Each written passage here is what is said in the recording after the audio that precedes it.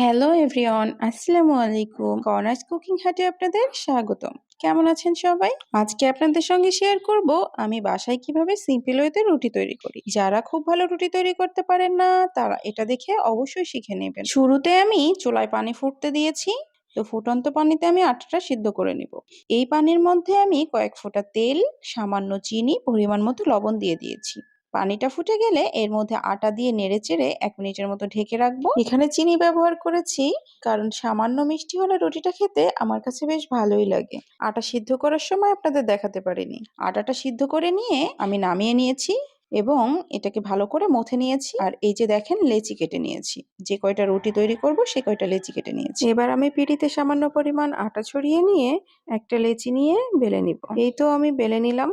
দেখেন রুটিটা কেমন গোল হয়েছে এবং পাতলাও হয়েছে। আমার হাত দেখা যাচ্ছে নিচ দিয়ে। এভাবে আমি সবগুলা রুটি বেলে নিব।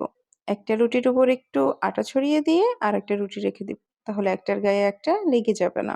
যদিও রুটিগুলা একটার গায়ে একটা লেগে যাবে না, কারণ আমি আটা সিদ্ধ করার সময় যে তেলটা দিয়েছিলাম এই তেলটার জন্যই রুটি একটার গায়ে একটা লেগে যায় না। আমার সবগুলা রুটি বেলে নেওয়া হয়ে গিয়েছে। এখন আমি ছেঁকে নেব। চুলায় আমি একটা প্যান গরম হতে বসিয়ে দিয়েছি। প্যান গরম হয়ে গেলে আমি একটা রুটি দিয়ে দিব। রুটি ছেঁকে নেওয়ারও কিন্তু একটা নিয়ম আছে। আপনি বারবার উল্টে পাল্টে রুটি সেঁকলে কিন্তু সেই রুটিটা খুব একটা ভালো হবে না বা ফুলতেও চায় না তেমন। 2 থেকে 3 বার উল্টিয়ে রুটিটা ছেঁকে নিলে ওই রুটিটা পারফেক্ট হয়।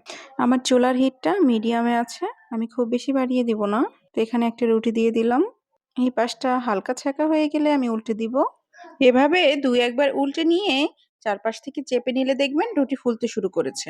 এভাবে আমি রুটিটা ছেঁকে নামিয়ে নিব। যাই হোক, আপনারাও এভাবে রুটি বানিয়ে যে কোনো মাংসের ঝোল, ভাজি বা পায়েস, হালুয়া দিয়ে খেতে পারেন। আমার আজকের এই ভিডিওটা যদি আপনাদের কাছে একটুও ভালো লেগে থাকে অবশ্যই লাইক কমেন্ট করে পাশে থাকবেন। তাহলে আমি আরো ভিডিও বানানোর উৎসাহ পাবো।